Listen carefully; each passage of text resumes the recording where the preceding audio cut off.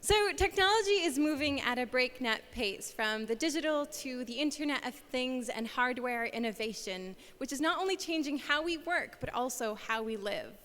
So what are the game-changing trends in the digital world in 2016? And how will investors identify those which are changing the future of their sector and redefining it? Fadi Bishara, known for his deep knowledge and experience in building successful startups, global startups in Silicon Valley and across the world, will be moderating this panel. He is the founder and CEO of Blackbox, which is a global accelerator. And he will be introducing the panelists themselves. So please help me welcome Fadi Bishara and the panelists.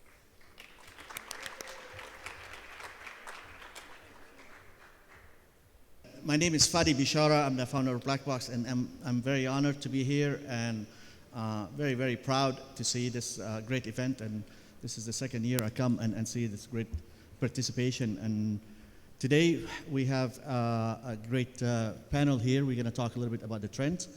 And I will introduce the panelist. To my left is Marvin Lau. Marvin is a venture partner at 500 Startups. Marvin started most of his career. He spent it at Yahoo, holding various international markets and executive business development roles. Marvin is investing in startups all across the globe. He focuses on digital media, enterprise SaaS, marketplaces, fintech, and digital health, as well as Internet of Things and mobile. Marvin is also a renowned mentor and an advisor to various accelerator programs in Europe and Asia and the US. And he serves on the board of several internet advertising and technology startups. And welcome, Marvin. Next to Marvin is Kimberly Samaha. Kimberly is a managing partner with Synthesis Venture Fund Partners. She's also a professor at AUB and a business school. And Dr. Samaha is also a serial entrepreneur and has founded several companies and been an investor for more than 30 years, also experienced in this industry as an entrepreneur and investor. She specializes in US market, launching a series of startups and managing acquisitions into large multinational companies around the world. What else here? We also welcome Kimberly. Great having you. Next to Kimberly is Tori. Tori Monte is an entrepreneur and also mentor and investor. Looking up Tori's background, I could just see like a media junkie, I think, with a mission, definitely a mission-driven, like a journalist and looking to promote democracy across the globe using media and transparency. And he graduated from University of Oxford with focus on Arabic and history, and also did a master's in New York University in politics and religion. Very, very Middle East appropriate. And as journalism, understanding the culture from the inside out, and also started his career as an editor in Middle East current affairs and launched his first company, Edison Editorial. And also he founded and led Demotics, and from the idea through an acquisition. He sold it in 2012. After that, he's also served as a mentor for an entrepreneur in residence for Seed Camp and for Techstars. Currently is a chairman of the board of a couple of startups and also co-founder of another Porto, another media company. And so welcome panelists, and let's give them all a round of applause to get it going here. So let's see, Marvin, let's start with you here. What's, in general, this panel is about the hot global trends. And, you know, just now we're seeing a lot of these companies kind of like being born global. And they, from the beginning, they started in a small country where the market is probably limited. So they're looking at the globe as their market. What do you see along those lines of trends from a global perspective?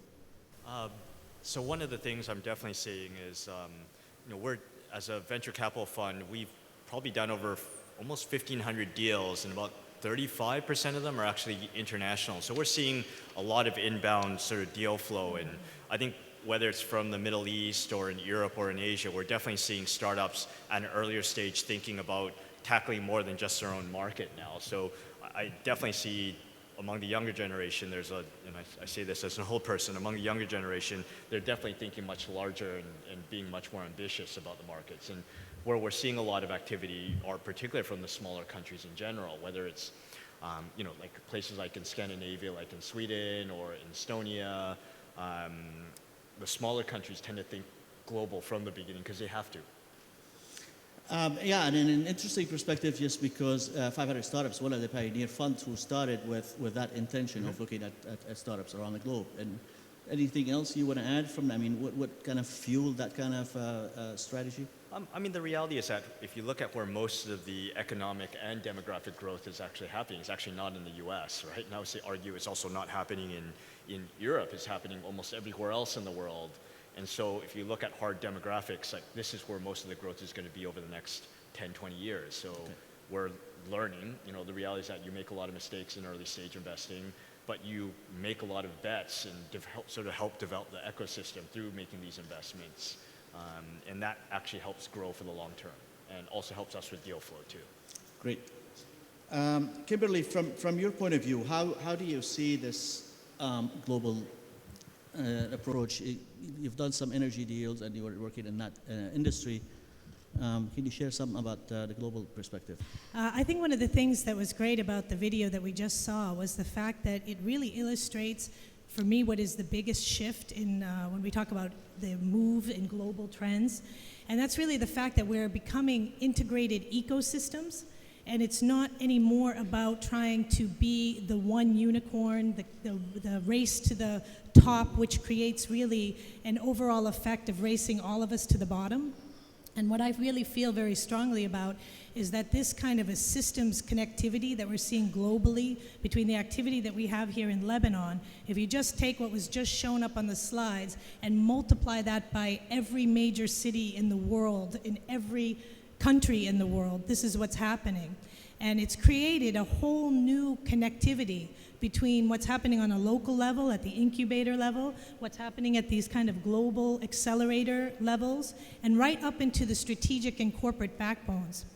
And that was my background was, it was almost 10 years ago when they first started trying to do this, and the big corporations were saying, how do we breed innovation? We can't seem to get this done in these big corporate bureaucracies. We have to go outside. And now I really believe that this is going to be the fundamental change in the next 5 years, is the fact that it's happened. There is the ability now to connect from all the way to the end of the customer's experience, where they're saying, we need this. And if we need this, it's not just one thing. It's 7 or 8 things. And those 7 or 8 things can be found by mining backwards into these ecosystems. Looking at the international accelerators that are going to play a role in terms of going around to all of these different countries, including Lebanon, and bringing the best of each one of those to the verticals that need it. So I think this is a huge shift, actually. Great.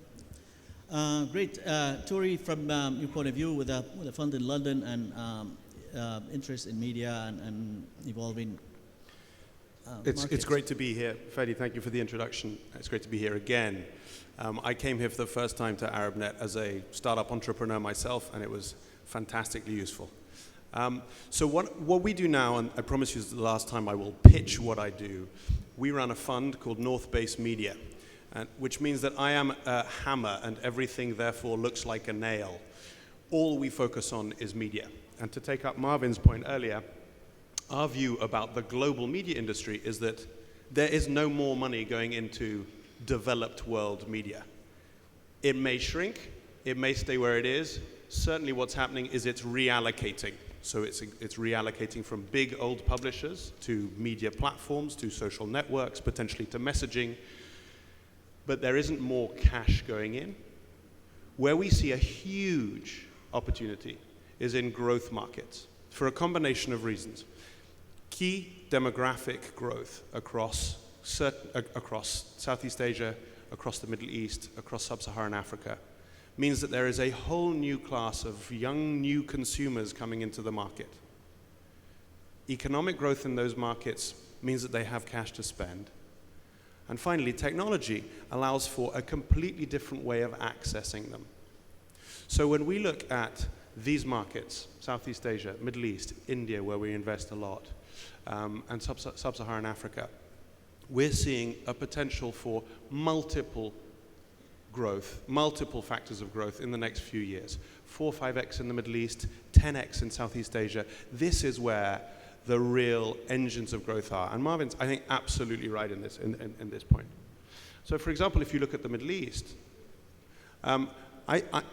numbers vary here, but my understanding is that across the digital ad market in the Middle East last year, 2015, there was approximately $500 million spent across the entire market, 400 million people, including gigantic markets like Saudi Arabia and the other GCC countries, 80 million people in Egypt. The UK, just the UK, spends something like 44 times per capita on digital ad spend. That tells you how much potential there is to grow in this world, which is why we're here and so excited to be here.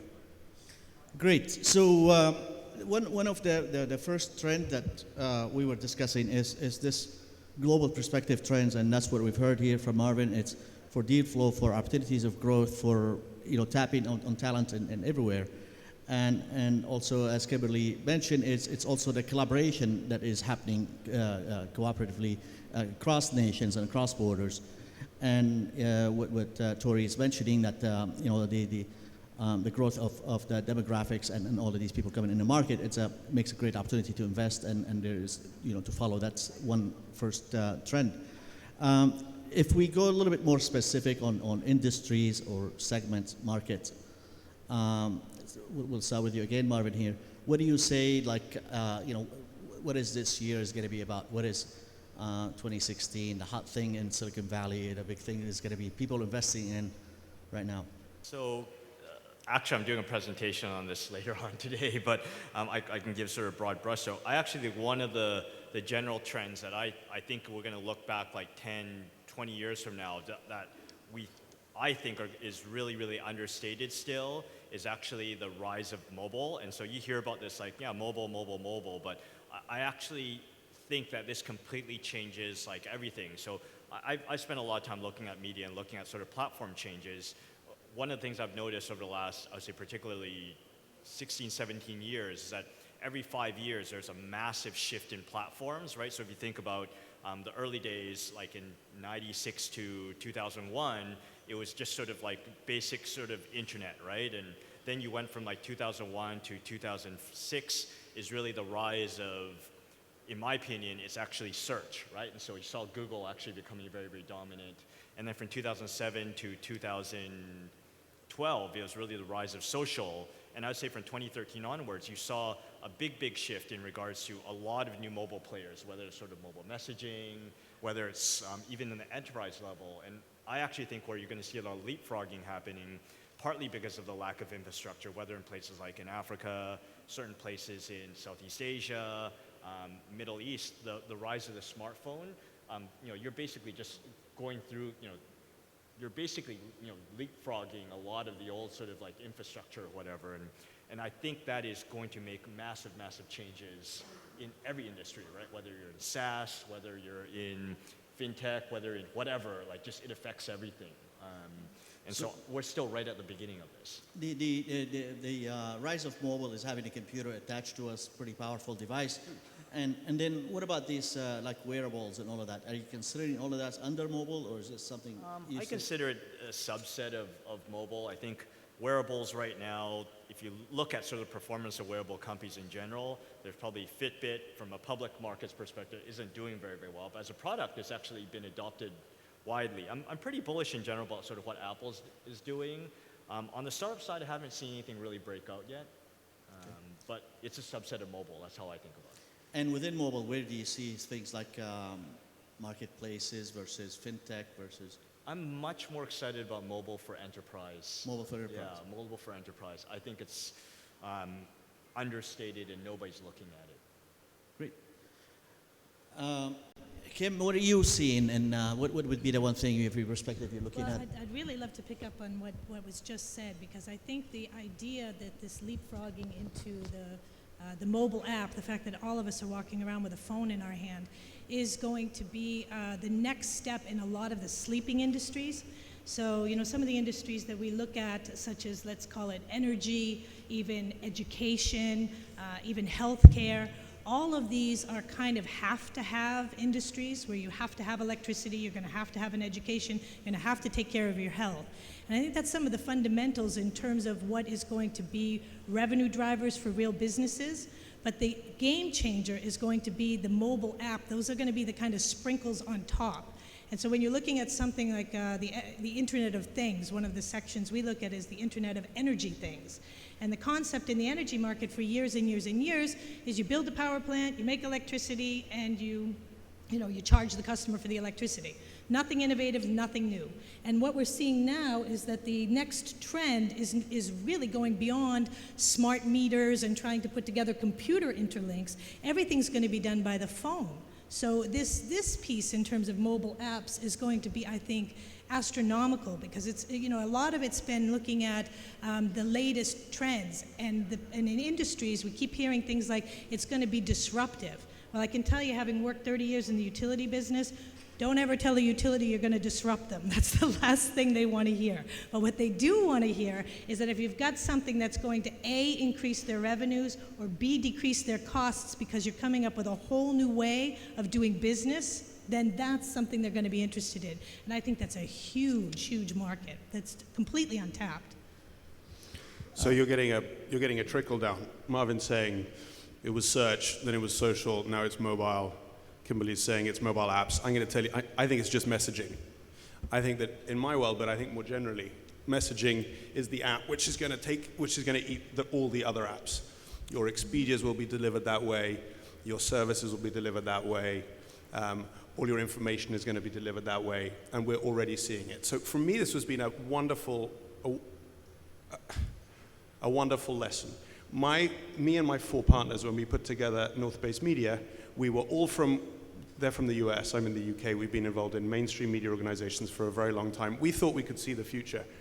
It was only when traveling, it was only going to India actually, that we first discovered messaging, the power of messaging and around content.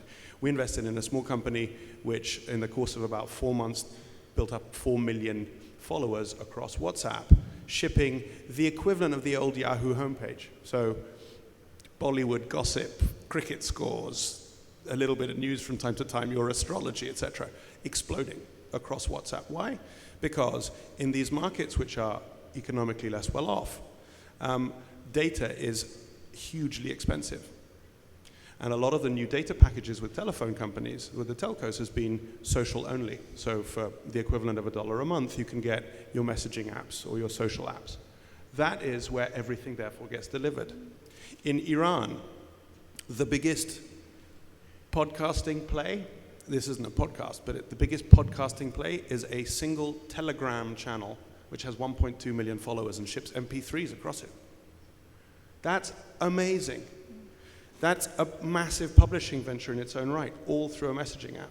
And we're starting to see this everywhere. I know Nahar uses it. I've seen a citizen journalism site in Kenya which has been using messaging apps to push out news about the Kenyan election a year and a half ago, but also to get in content.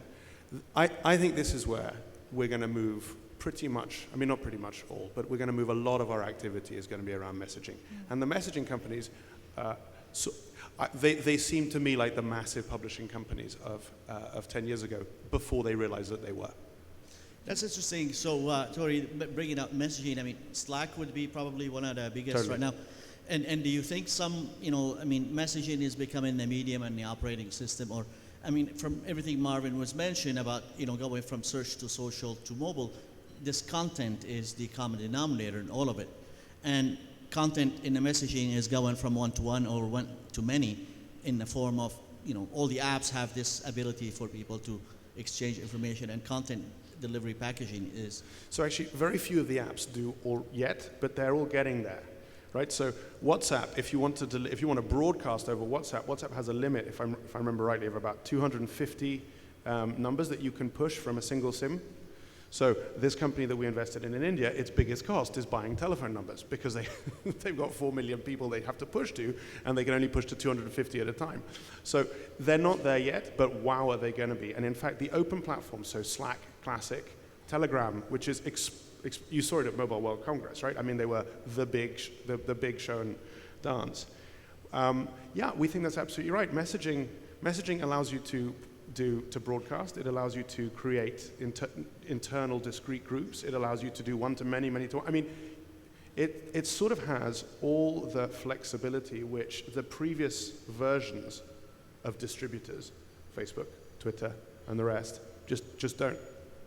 And it's going machine to machine, and I mean, in industrial assets connections with the Internet of Energy of Things. This is basically messaging and content and information shifting from. But they're calling it all sorts of different things. GE's calling it the Internet of Industrial Things. You know, other people are calling it the Internet of Energy Things. You just keep adding in your acronym, you know, in the in-between. Cisco call it the Internet of Everything. But that's where, the Internet of Everything. It really will be. But I think it's, I think in terms of what we're trying to do with the ecosystem, the key now is when we select a vertical, whether it's medtech, edtech, fintech, is to be able to work our way up to where is that customer experience going to be. You know, when you're there in front of whatever it is you're buying as a product, what is that experience, not the product?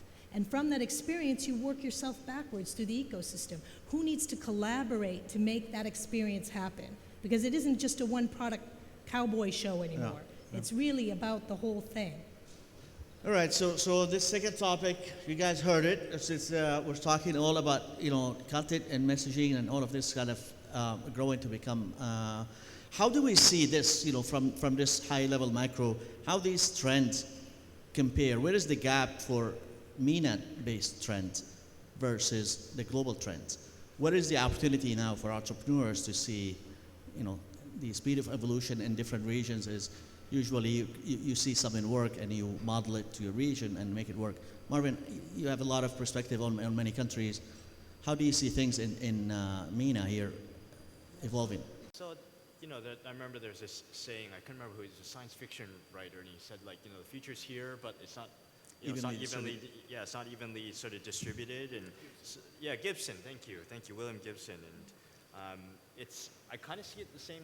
Kind of see the same thing where I see a lot of the ideas and business models that I saw like 3 or 4 years ago kind of being adopted here now. In general, I'm talking across the MENA region, and that's not necessarily a bad thing, right? Because a lot of it's infrastructural, a lot of it where payment services weren't necessarily here like 3 or 4 years ago to sort of make this happen, right? So a lot of the basic infrastructure. And the reality is that I actually think why I still think there's an opportunity for leapfrogging is because you can literally learn from like, oh, well, they did these things, that didn't work, this worked, this, and kind of adopting this business model sort of for local, right? So fundamentally, I actually have no problems with cloning in general, you know, like the rocket internet type sort of business. I actually think it's really, really smart because by copying the business model, the only thing you worry about now is market risk, not business model risk, right? So you do reduce your risk a lot. And then you sort of have to adopt this business model for the local market, which is not that easy to do. And I'm seeing a lot of that, and I think that's fine. Great. Just want to make a comment now. We want to make sure that we get questions from you, the audience here. So in just a couple of minutes, we would want to turn to you and have some questions. So if you have something prepared, and let's participate.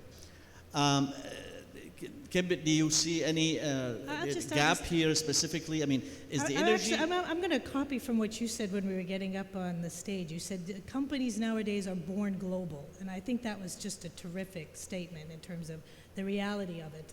I think that trying to be either, coming from the MENA region, if you're trying to be a Me Too, that's tough because, you know, being a Me Too and then trying to compete with, as I said, you know, there's if you have one product or one idea, there's at least 150 other ideas that are hatched at the same time that look just like you. So I think part of it is, again, getting to the idea of which piece is missing and how can we start working this backwards. So instead of coming up with just a good idea, find out what's missing and craft the companies and the startups around that missing piece. Right. That's where we could play an important role.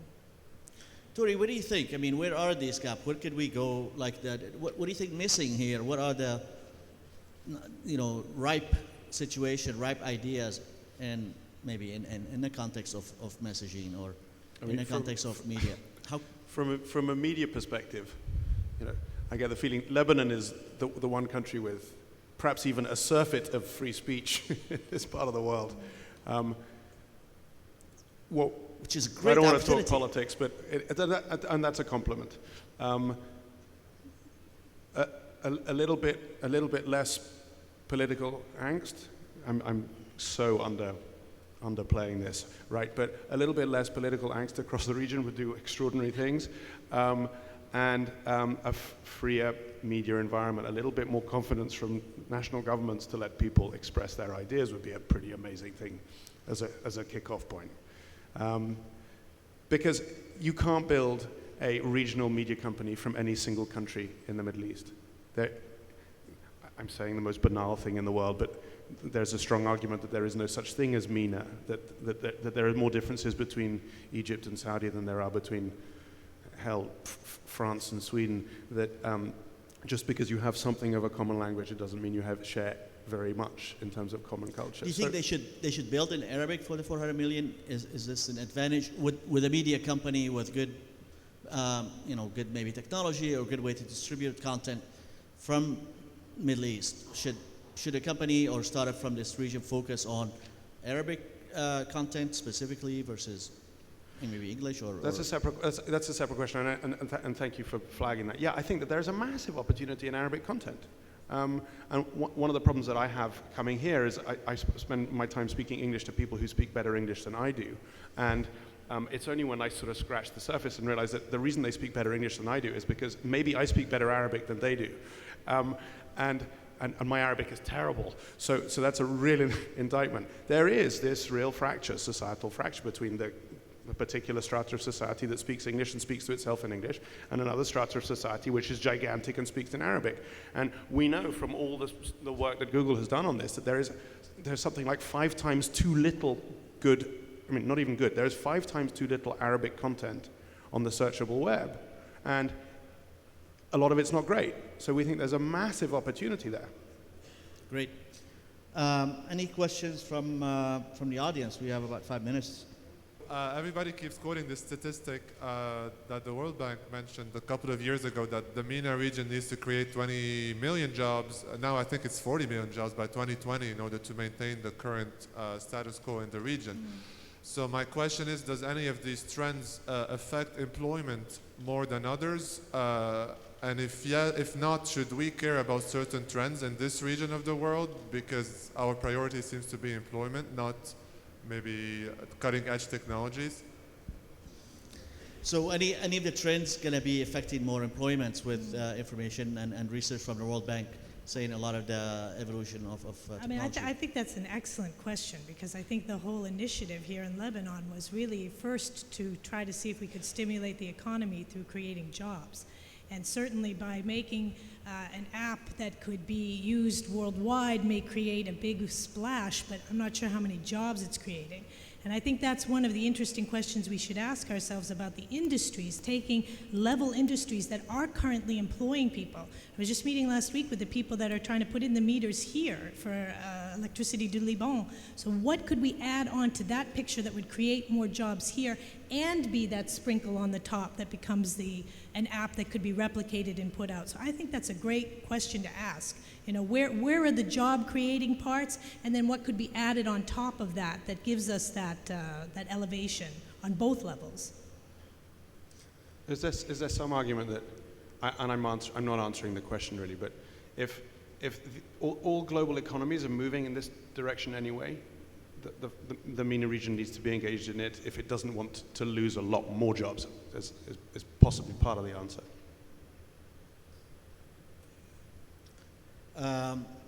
Okay, so On the creation of job, Marvin, I mean, do you see some of these things like in shared economy and Uber things, like people could, jump in and they take a part-time jobs? Yeah. Is this something So that you see? I've spent a lot of time thinking about this, the future of work. I spent a lot of time thinking about this.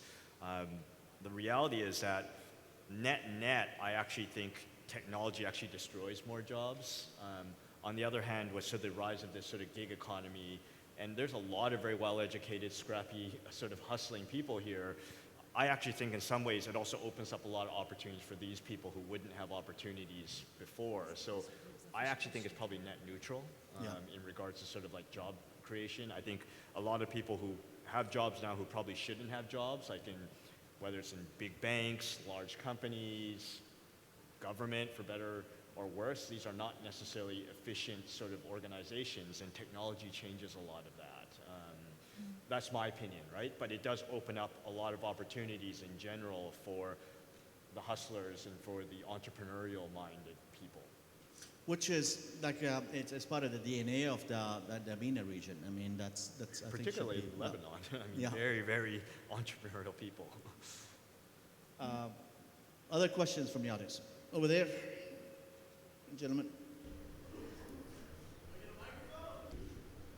Y'all mentioned bringing ideas from other parts of the world to the MENA region. And I wondered, as investors, what are some of the questions that you have to ask yourself in order to understand if a business model will survive in the MENA region, or if you need to dig deeper and understand some extra level of the culture before trying to promote it? Very good question. So investors invest in people, and you understand like the entrepreneurs, and you want to believe their capabilities in achieving what they're pitching. And a lot of that is cultural, right? And how do you see this translation, like the ability? How do you assess that? So this is a general sort of framework. For early stage, how I look at it's probably 75% on the team and 25% sort of on the market and the business model, because it's going to change. But ultimately, if you have a good team, they'll figure it out. That's how I look at it. I think if there's any of the entrepreneurs in the audience that have sat with me to go through this experience, the first question I always ask is, sell this to me. Give me the experience. What am I buying from you? And if that experience resonates in terms of the type of thing somebody would want to have or have to have, I think that can be pretty culturally unbiased. That's you're humans at the end of the day. So if the human part of even the psychology of the product makes sense, then that's the best place to start. And then you have to work yourself backwards from there. And I just want to correct the notion, which I hope I didn't suggest, which is that we're all about bringing external ideas into the idealess Middle East, which is sort of the opposite. I was very happy to be on the judging panel for the startup competition here. And I spent a lot of time with a whole ton of incubators and accelerators in Europe. The difference is total, black and white. The accelerators and incubators in Europe are, special new combing devices to ensure that your hipster beard is more translucent in the moonlight. And the startups which I saw pitching for the startup competition here were about education, they were about disability, they were about politics, they were about news reporting in conflict zones. I mean, there is a degree of urgency and a degree of commitment to the ideas that I've seen coming out of this region, which is so sophisticated and profoundly different from the stuff that we're pulling in from afar. So the rocket internet model has worked in certain cases. In almost every case in media, the Tupperware party or the kind of the franchising model doesn't work precisely because local markets and local cultures are so intrinsic to themselves. So it's impossible to bring these other business models and dump them in.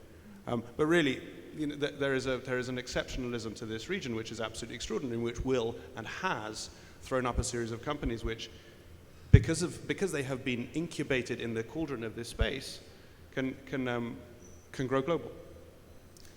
All right, we have time for one last question. If it's one short question, any last question here?